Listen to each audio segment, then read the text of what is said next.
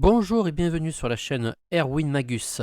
Vous allez assister à une partie opposant Elminster, qui sera piloté par Bruno, à Atraxa Grand Unifier, qui sera joué par moi-même, Erwin. Bon visionnage!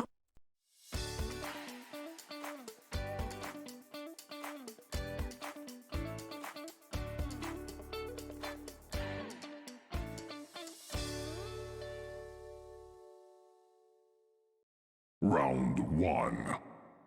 Fight!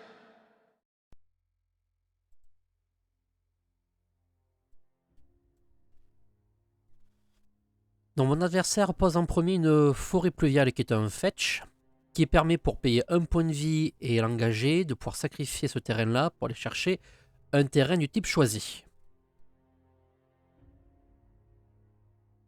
Mon adversaire donc perd un point de vie, engage son fetch, sacrifie donc son terrain pour aller chercher une carte de terrain que le fetch lui permet de pouvoir aller chercher.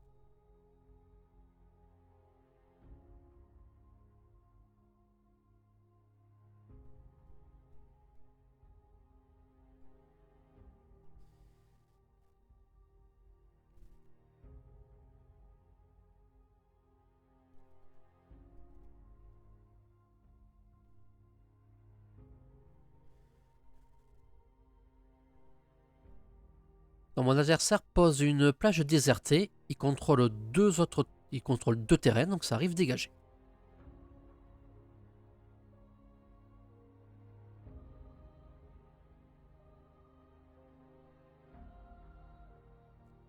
Une catacombe noyée posée pour ma part. Et pioche pour Bruno.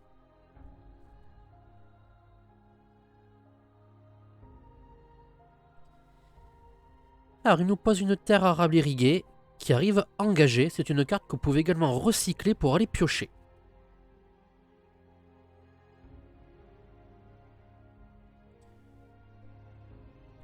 Donc dans un jeu contrôle contre contrôle, c'est le premier qui va poser un sort qui va se mettre en difficulté.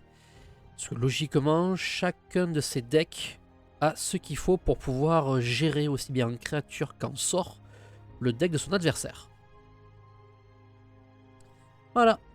Bruno pose Narset pour 2 bleus et 1 blanc, qui m'empêcherait donc de piocher.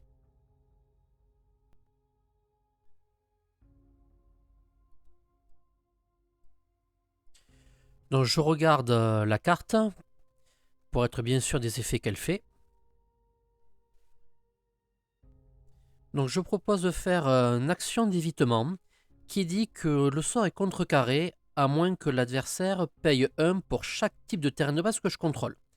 Je contrôle actuellement 2 types de terrain de base, donc mon adversaire devrait payer 2, chose qu'il ne peut pas faire. Donc Narset est contrecarré.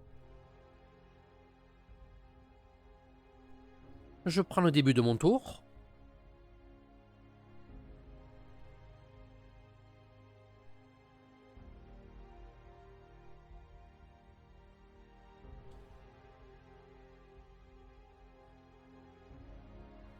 Mon adversaire fetch, comme tout à l'heure, il peut aller chercher une plaine ou une île dans son deck, en payant un point de vie.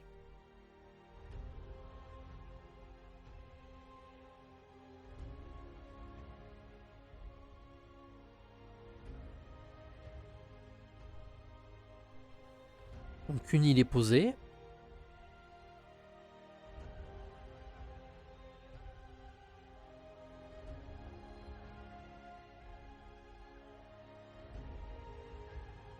Et il passe son tour. En réponse à la fin du tour de Bruno, je fetch et je vais chercher la tour de Raffine, qui arrive engagée au moment où je le fetch. Donc en général, on fait ça à la fin du tour de l'adversaire. On va chercher un terrain qui arrive engagé quand on n'a pas d'autre effet ou sort à lancer.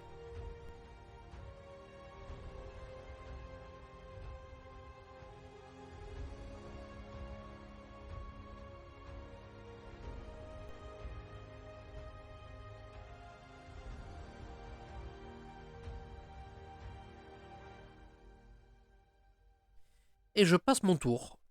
Voilà, j'ai une main qui est bonne. Et Bruno joue la vagabonde impératrice, un Planeswalker.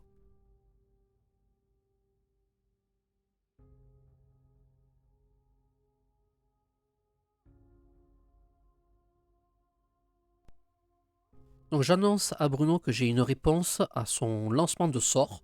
C'est le Snapcaster Mage. Et je voudrais donc récupérer l'action d'évitement pour contrecarrer sa vagabonde impératrice.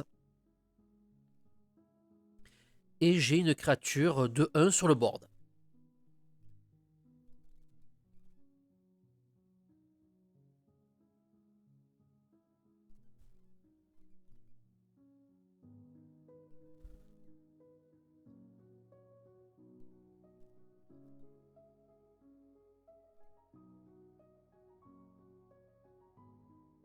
Allez, pour 4, pour 2 bleus et 2 incolores, Bruno joue un Jace. Donc c'est une carte qui permet de pouvoir piocher, de reposer des cartes, de regarder la bibliothèque adverse. Voilà, c'est un des planes qui est très polyvalent en bleu. Et donc j'ai fait le choix de ne pas le contrecarrer.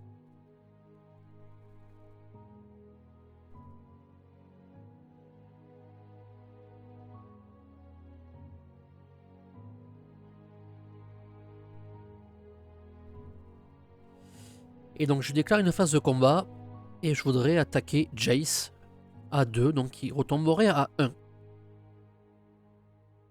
Et je rentre en deuxième phase principale. Et pour 1, je fais une contemplation. Donc je regarde les 3 cartes dessus de ma bibliothèque, puis je les remets dans l'ordre de mon choix au-dessus. Je peux décider de mélanger, et après je pioche une carte. Et pour un bleu, c'est un rituel.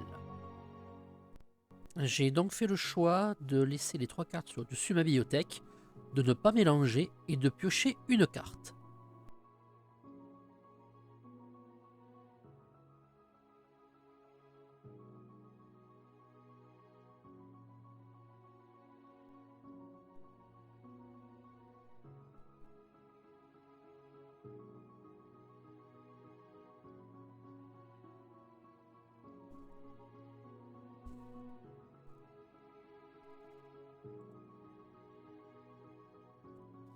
Donc il fait le plus 2 de Jace. Il va regarder la carte au-dessus de ma bibliothèque. Alors je ne sais pas ce qu'il a vu, mais il me la met en dessous.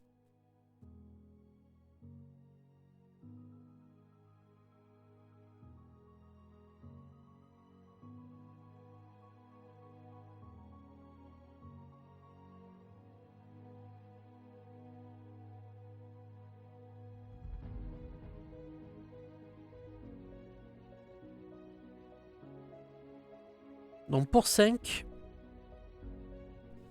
Bruno décide de jouer Elminster.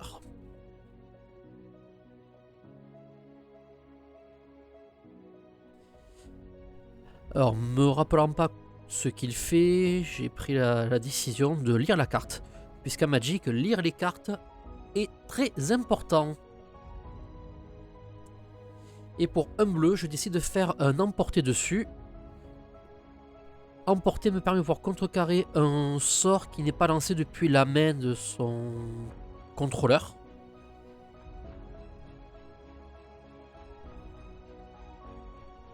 Bruno m'annonce une fin de tour.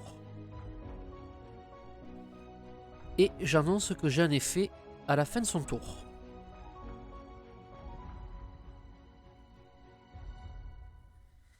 Et je décide donc de jouer un maître archer orc.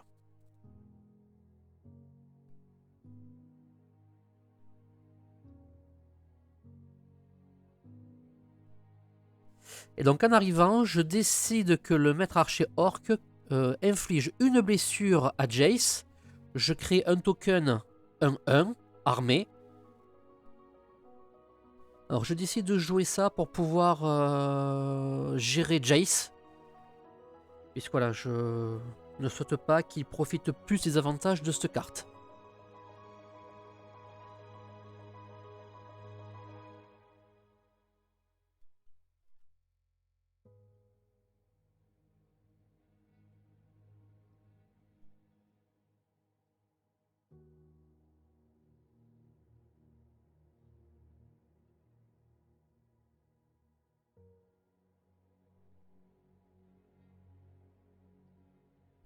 Et donc là, après ma pioche, je décide de rentrer en phase de combat. Voilà, dans mon snap, je décide de cibler Jace et avec mes 2 orques, d'attaquer directement Bruno. Donc ce qui fait 19 pour moi en point de vie et 16 pour Bruno. Et donc je décide pour 4, donc un bleu, un blanc et 2 incolores, de jouer Shurikai, ce qui va me permettre de pouvoir piocher, défausser, mettre en place des jetons pilotes, ce qui est une sacrée plus-value en termes de ressources.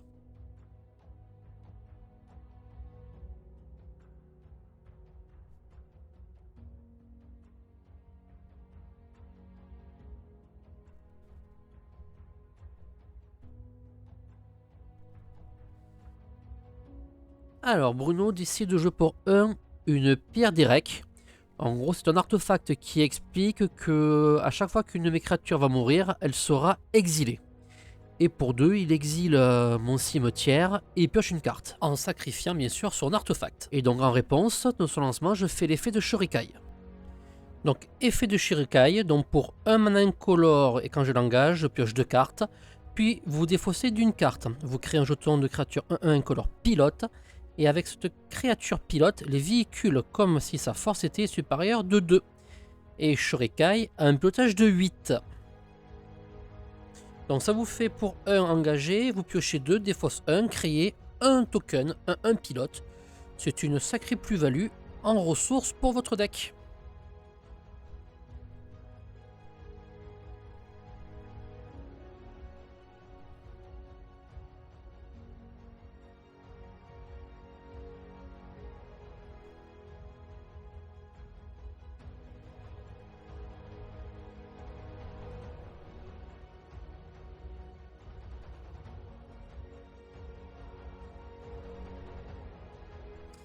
Donc j'annonce à mon adversaire que je rentre en phase de combat.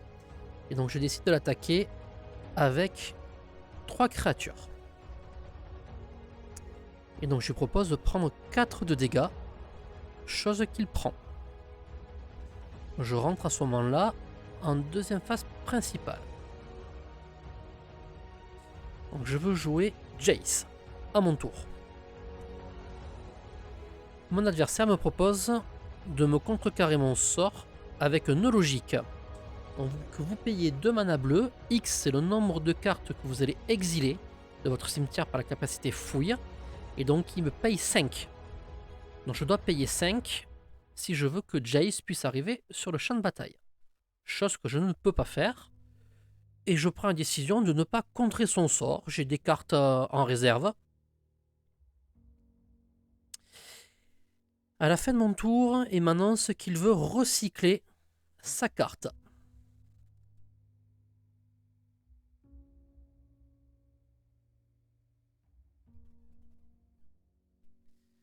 Donc l'effet de l'archer orc ne se fait pas puisque c'est la première pioche qui, la première carte qui pioche ce tour-ci. Bruno prend son tour.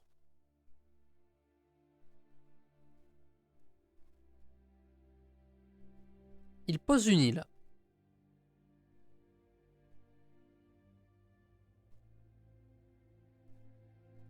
Et il décide de ne rien faire, de rester en défense et annonce une fin de tour. Et à la fin de son tour, j'annonce que je veux faire l'effet de Shurikai.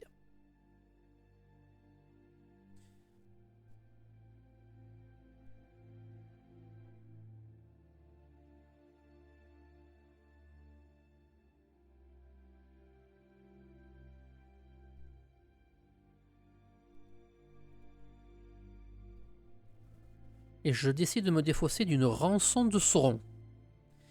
Alors c'est une carte, je sais, qui est appréciée dans le format contrôle, surtout avec les couleurs bleu, noir. C'est une carte que je n'affectionne pas personnellement.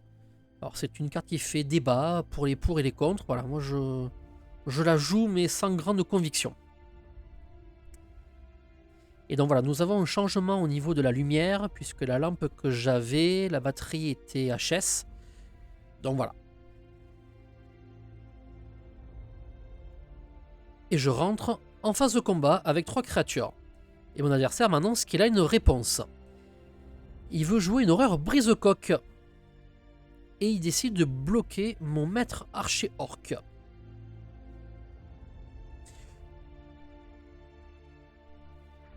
Donc j'annonce à mon adversaire que j'ai un effet. Donc je fais une éclaircie, c'est-à-dire que je renvoie son sort dans sa main, je pioche une carte, le sort n'est pas contrecarré puisque l'horreur brise-coque ne peut pas être contrecarré, je renvoie juste son sort dans sa main. Je rentre en deuxième phase principale.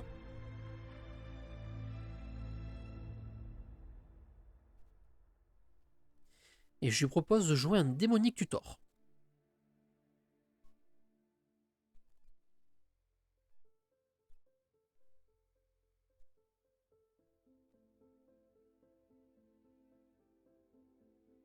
Donc fin de tour, mon adversaire pioche, prend son tour.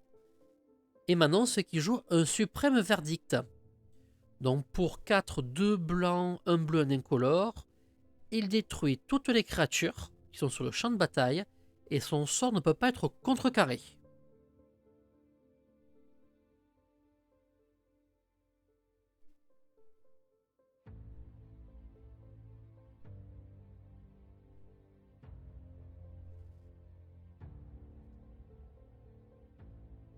Bah, donc je prends du temps à répondre, à dire si c'est bon ou pas. Voilà, donc j'ai de quoi me défendre. Hein.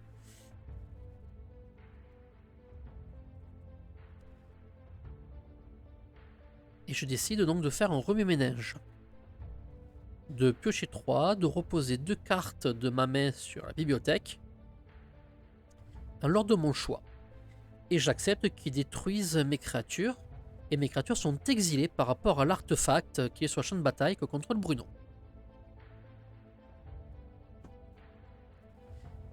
À la fin de son tour, je décide de faire l'effet de Shurikai.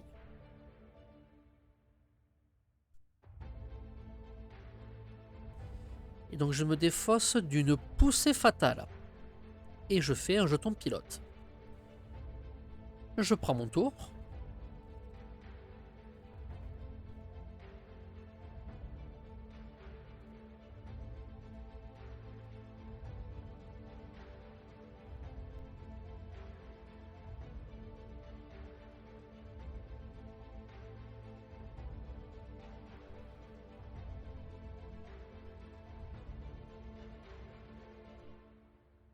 Je décide d'attaquer mon adversaire.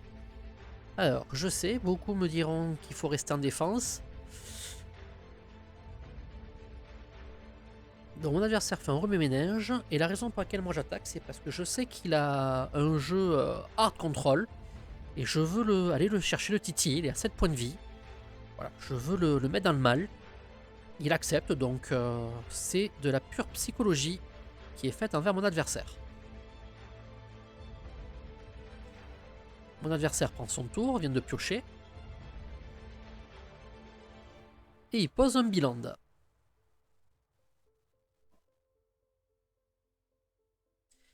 Et il reste à nouveau en défense. Donc je fetch. À ce moment-là, je suis surpris qu'il ne retente pas de jouer son horreur brise-coque. Parce que s'il le joue, ça me met quand même dans le mal.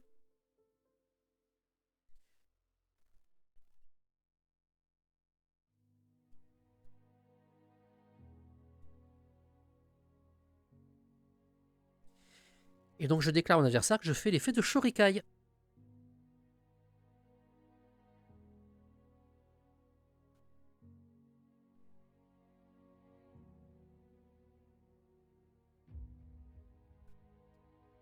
Donc je me défausse d'une porte mystique. Mon adversaire a 4 cartes en main, dont l'horreur brise-coque. Sur les 3 cartes qui lui restent, je soupçonne très fortement qu'il a de la gestion, la raison pour laquelle je joue pas Atraxa. Alors je sais, certains pourraient me dire qu'il faut le provoquer, le jouer, le pousser à faire ses contres. Mais voilà, sur celle-là, je suis bien. Je gère, j'ai de bonnes réponses à la main. Je suis à 18, il est à 7. Voilà, je essaye de le gagner à petit feu. Et donc je déclare une phase de combat avec mes 2 jetons pilotes. Et il prend 2.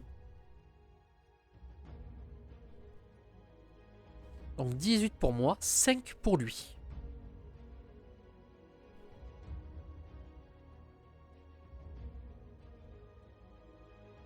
Et donc là, je réfléchis, savoir qu'est-ce que je peux faire pour...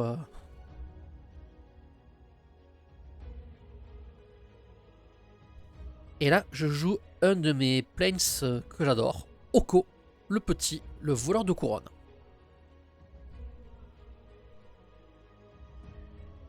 Et mon adversaire me propose de jouer une absorption.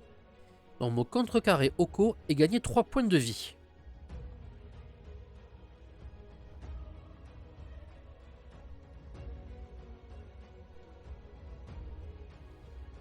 Et moi je décide de lancer un trou de mémoire, contrecarrer son sort, mettre son absorption sur dessus sa bibliothèque, l'empêcher comme ça de contrecarrer mon sort et de gagner 3 points de vie.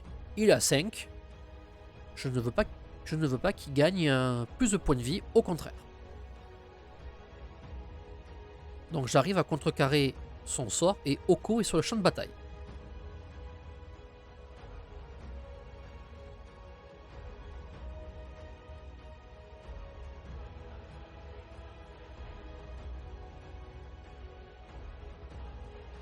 Et je décide de faire le plus 2 de Oko, de créer un jeton de nourriture.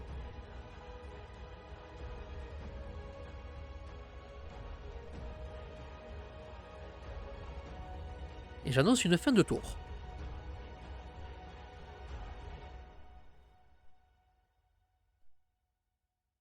Donc mon adversaire me demande de faire une absence imprévue, x égale 0, pour mettre Oko au-dessus de ma bibliothèque. Chose que j'accepte. Je vois pas l'utilité de le contrer, Oko je le pioche derrière. Donc j'ai aucun intérêt à le contrer. Du moins c'est ce que je sens et ce que je ressens à ce moment-là du jeu. Mon adversaire a pioché, m'annonce une fin de tour, il reste encore en défense. Et je décide de faire donc l'effet de Shurikai. Ah, donc je vous cache pas que je suis très très surpris que Bruno ne me pose pas son horreur briscoque ou ne tente pas des choses. Voilà, donc je reste vraiment dans le doute. Est-ce qu'il a ce qu'il faut à même pour me mettre dans le mal? Est-ce qu'il est à poil? Je sais pas. Donc en tout cas, dans l'effet Shurikai, je me défausse d'une chicanade de force. Alors, je vous cache pas que j'ai une main assez blindée. Donc je fetch, je perds un point de vie et je vais chercher un terrain.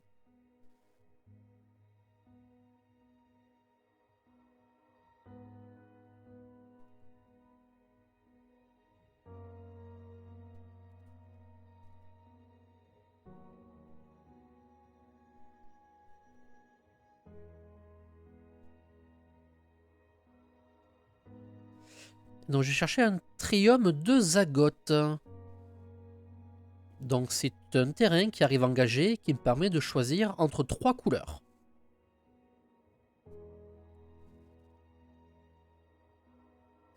Voilà, 17 à 5. Nous sommes à une vingtaine de minutes de temps de jeu.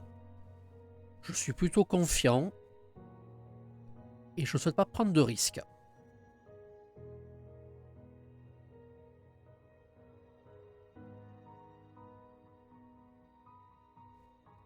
Donc je pioche, début de mon tour. Je n'avais pas d'effet à faire l'entretien après ma phase de dégagement. Je pose une plaine.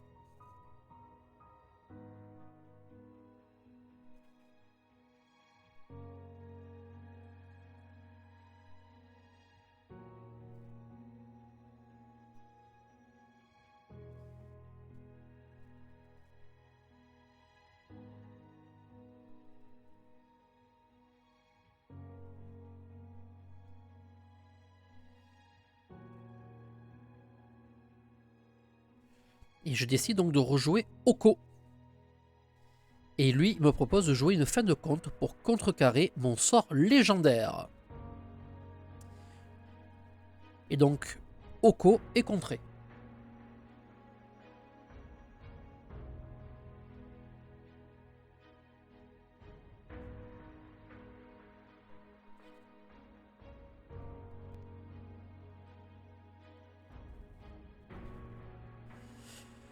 Ah, donc je décide d'attaquer mon adversaire qui passe à 2. Et j'annonce une fin de tour.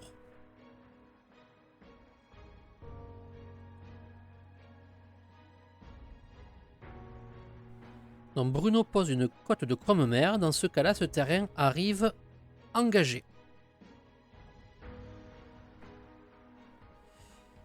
Voilà, je suis à 17, il est à 2. Il reste en défense sans poser quoi que ce soit. Voilà, donc la fin de manche s'annonce. Et donc Bruno décide de me concéder cette première manche. Round 2. Fight! Donc 1 pour moi, 0 pour Bruno.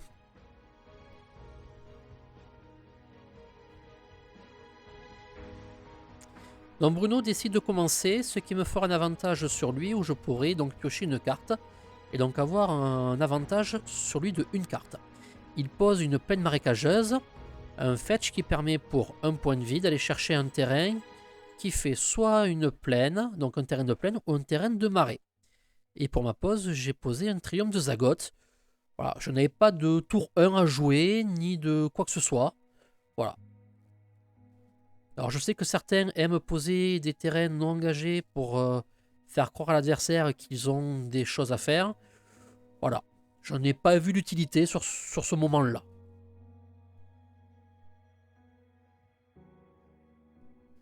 Donc Bruno me montre qu'il a un triomphe de Sainte-Catherine qui vient de piocher. Il peut le jouer pour son coup de miracle pour un blanc et un incolore au moment où il le pioche. Sauf que là il peut pas parce qu'il... car il n'avait pas la mana suffisante pour pouvoir le lancer au moment où il pioche cette carte.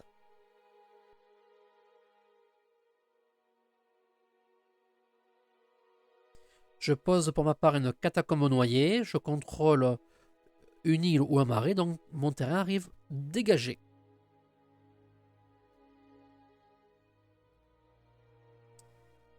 Il pose une mission aride. Dans ma main, j'ai de quoi gérer cette triomphe de Sainte-Catherine au cas où ça est arrivé sur le champ de bataille. Donc je suis pas trop inquiet. Je pose une toundra, un biland. Et pour un bleu, je fais une contemplation. J'aurai les 3 cartes dessus ma bibliothèque, puis je les remets au-dessus de ma bibliothèque dans l'ordre de mon choix. Je peux mélanger si mes 3 cartes ne me conviennent pas, et je pioche une carte. Pour un rituel, c'est une carte très intéressante à jouer, et à mettre dans la plupart des decks bleus.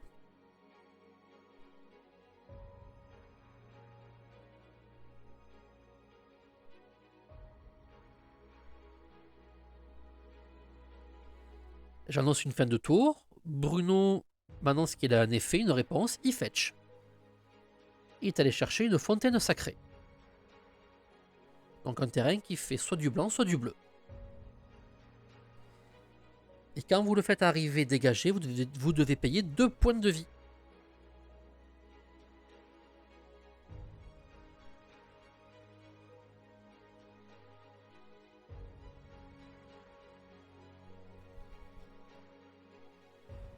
Ah, il souhaite jouer un cachet d'ésotérisme.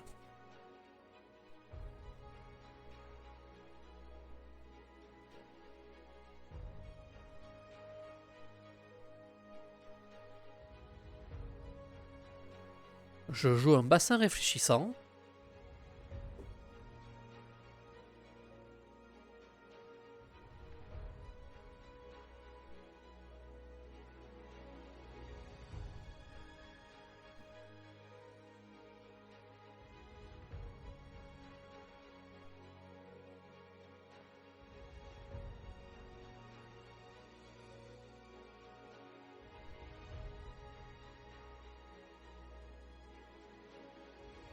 Et donc je décide de jouer Oko. Et mon adversaire n'est pas très enchanté que je le joue. Donc Oko arrive sur le champ de bataille.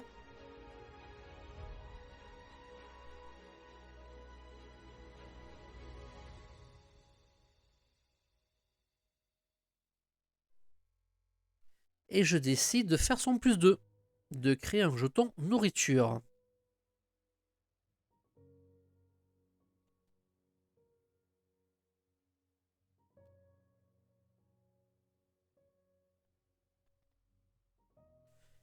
Il me pose un terrain qui est le labyrinthe de Maze. Ou le Maze of Kellig.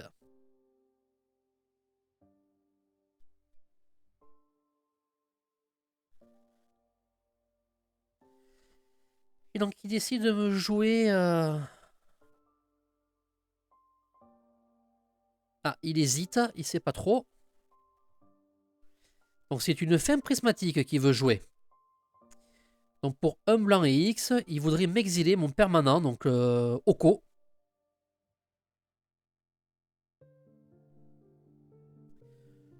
Donc nous sommes en désaccord puisque pour lui il doit payer que un blanc et 2 autres terrains. Donc pour lui, pour 2 c'est suffisant. Moi j'explique qu'il doit payer pour son coût converti. Donc il doit utiliser 3 mana colorés.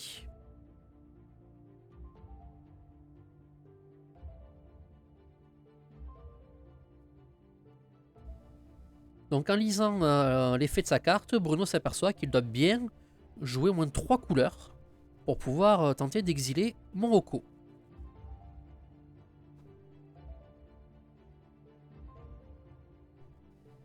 Et je vous cache pas que perdre Oko à ce moment-là de la partie me dérange au plus haut point. Et donc je décide pour un blanc de tenter une dîme de mana.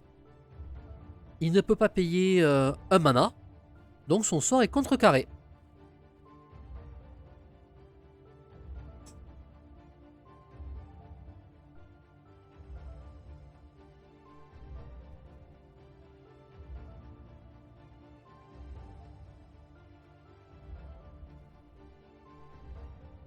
Donc je prends mon tour, j'ai dégagé, pas d'effet à l'entretien, je pioche. Je pose une tour de commandement qui me permet de pouvoir faire un mana de la couleur de mon choix. Et c'est un terrain commune.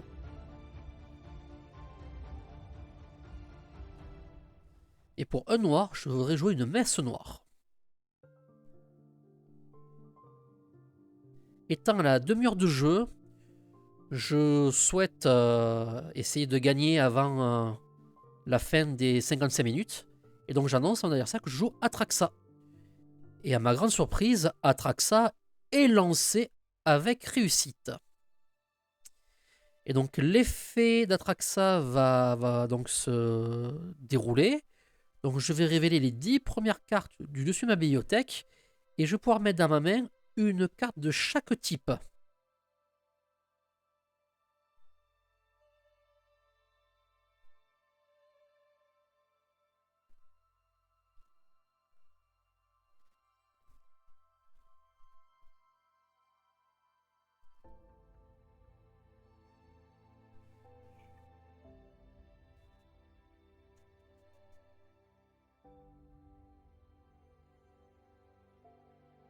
Donc j'essaie de prendre l'impératrice vagabonde. En éphémère, j'hésite.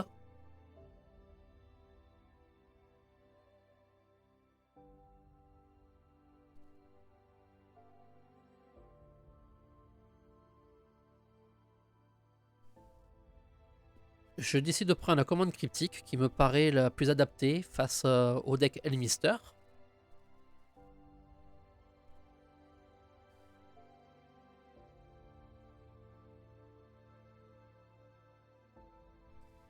Et en terrain, je prends le quartier général de Spara. Et les 7 autres cartes vont de façon aléatoire sous ma bibliothèque.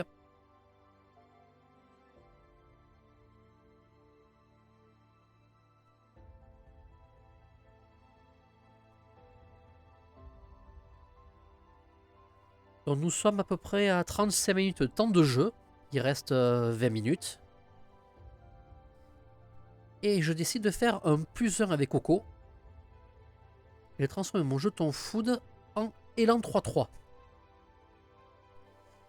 Et je décide donc d'attaquer avec mon jeton élan. Et donc mon adversaire n'a pas oublié d'appliquer la carte Maze. Donc il dégage mon élan qui n'est plus attaquant.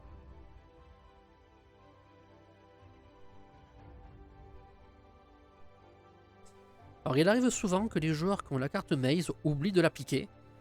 Ils donc perdent des points facilement, et voilà, je comptais sur un oubli de mon adversaire pour le mettre dans le mal, mais il n'a pas oublié de jouer l'effet de sa carte. Et pour 1, Bruno, à son tour, décide de jouer une option. Donc un regard 1, et après, il décide avec son regard soit de laisser la carte au-dessus, soit de la mettre en dessous de sa bibliothèque et piocher une carte. Il ne fait rien d'autre, annonce une fin de tour.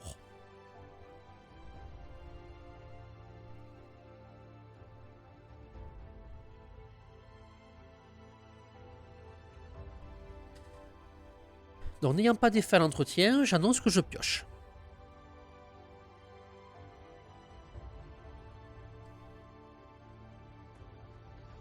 Et je fais arriver une fontaine sacrée. Je décide de perdre 2 points de vie pour que mon terrain arrive dégagé. Et je déclare à mon adversaire que je rentre en phase de combat. Avec mon jeton élan 3-3 et mon Atraxa, qui a le vol, vigilance, contact mortel, lien de vie. Et Bruno décide de jouer un retour au pays sur Atraxa.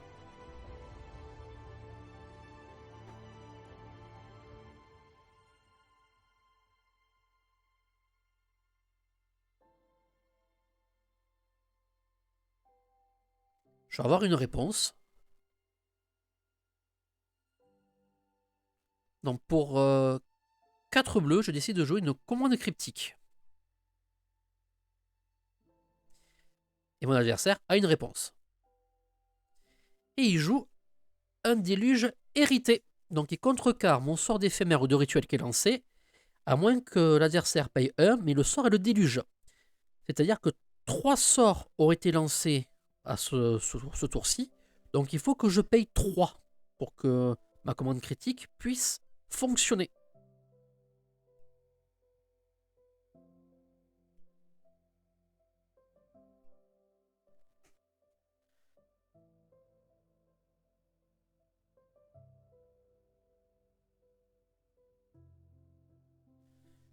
Donc je ne décide pas d'entrer dans une guerre de contre. Je préfère garder mes ressources. Je gagne 7. La force d'Atraxa grâce au retour au pays. Et voilà, donc je ne fais pas de guerre de contre alors que je pourrais le faire. Mais je préfère garder mes ressources pour un peu plus tard dans la partie. Puisque je sais que c'est un deck qu'il joue et Elmister qui contrôle plutôt bien, qui maîtrise bien. Avec beaucoup de contre. Est-ce que c'était un bon choix? Je sais pas. C'est pour ça que c'est très important de pouvoir s'entraîner, de piloter son deck. Vous pouvez jouer toutes les decklists que vous voulez, même les listes qui font les meilleures performances. Voilà, si on ne maîtrise pas le deck, si on ne joue pas avec, c'est compliqué de faire les bons choix. Et avec Coco, je fais son +2. Je crée un autre jeton nourriture.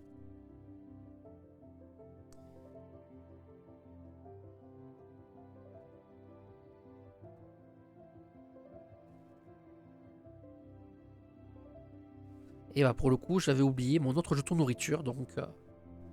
Et j'en ai pas pris non plus mes jetons où je peux écrire dessus.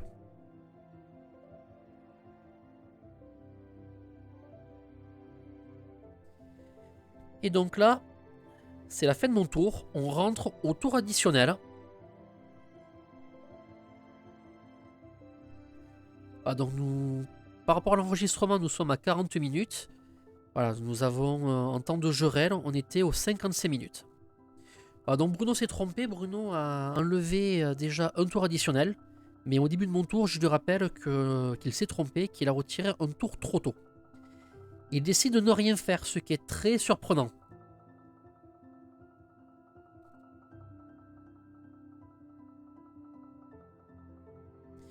Le problème que j'ai eu sur cette partie, c'est que j'ai très mal géré mon temps de jeu. Voilà, je pense que j'ai été trop prudent par rapport à un deck contrôle en face. J'ai encore du mal à appréhender les decks contrôle. Donc je décide de jouer un terrain qui s'appelle Sanctuaire Mystique. Je contrôle 3 autres îles.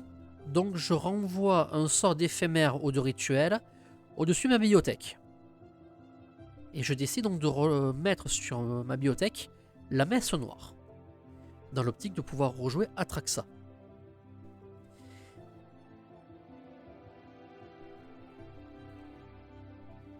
Je fais son +1 à Oko. Et je décide de faire donc un autre jeton élan. J'aurais eu plus de temps, je pense que j'aurais changé mon jeton nourriture avec son cachet d'ésotérisme pour me faire un mana supplémentaire. Je rentre en phase de combat et je souhaite coller 6 à mon adversaire. Il n'a pas de réponse, pas d'effet, il prend 6. Donc fin de tour. Et donc, à ma grande surprise, Bruno utilise une mystique confluence pour pouvoir piocher 3. Donc à ce moment-là, je comprends qu'il est pas bien, qu'il n'a rien dans sa main, que ce n'est que du bluff. Mais malheureusement, voilà, nous sommes au tour additionnel et je vais avoir du mal à le terminer et à faire un 2-0. Et donc je décide de le laisser dans le mal et pour 3 de faire un emporté pour son coup de tranchage.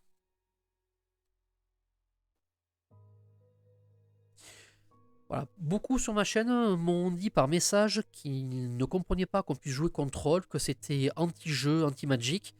Et voilà, dans Magic, on a plusieurs sortes de jeux, de l'aggro, du mid-range, du contrôle. Et le contrôle fait partie du jeu. C'est une autre façon de jouer, qu'on aime ou qu'on n'aime pas. Et c'est une façon de jeu qui a fait ses preuves. Pour 5, Bruno décide de jouer une triomphe de Sainte-Catherine.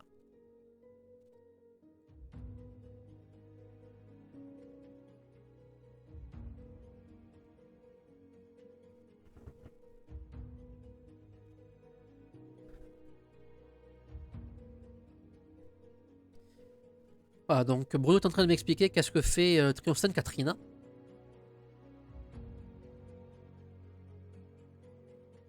Donc fin de tour, il nous reste 2 tours additionnels. Je suis à 25, il est à 12. J'ai une main qui est blindée de contre et de gestion. Voilà, je vise le 1-0 puisque je ne pourrais pas faire un 2-0. À mon plus grand regret, tout ça parce que j'ai mal géré mon temps et que j'ai été trop craintif face à ce deck contrôle. Piloté par Bruno avec son Elmister.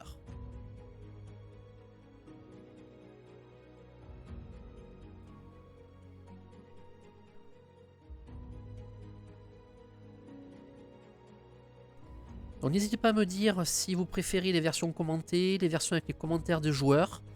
Voilà, au moment de l'enregistrement, c'était chez moi, donc voilà, il y a du bruit de fond, la télé, mes enfants. Voilà, donc j'ai fait le choix de commenter cette partie-là, c'est la première fois que je le fais. Donc n'hésitez pas à me dire vos commentaires, ce que vous pensez.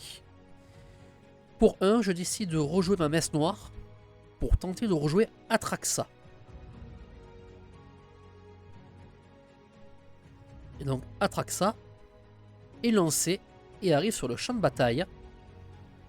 Et donc comme tout à l'heure, je fais son effet de révéler les 10 premières cartes dessus ma bibliothèque et de pouvoir mettre dans ma main une carte de chaque type.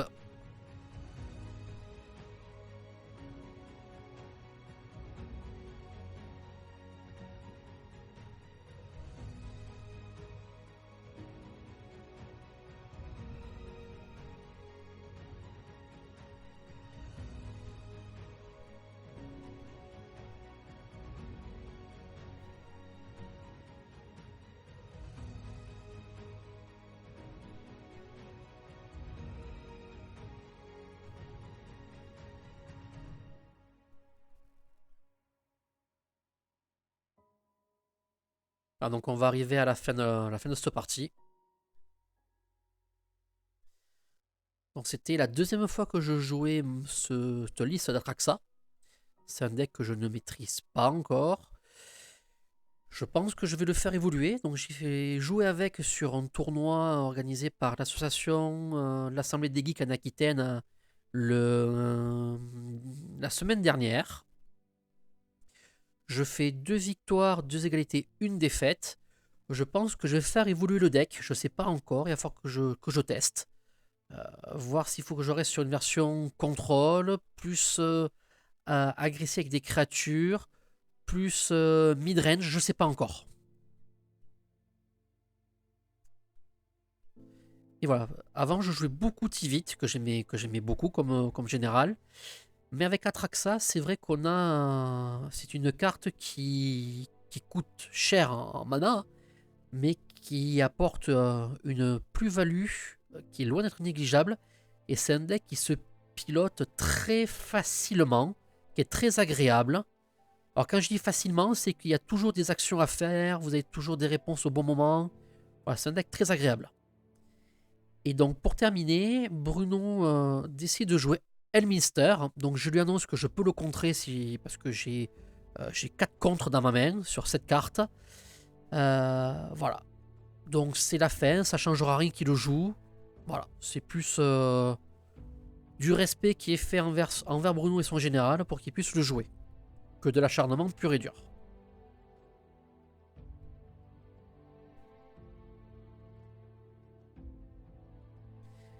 Et donc fin de tour, le match se termine sur 1-0 pour moi, donc c'est Atraxa qui gagne. Merci de nous avoir regardé et je vous dis à bientôt et n'oubliez pas, vivez votre passion.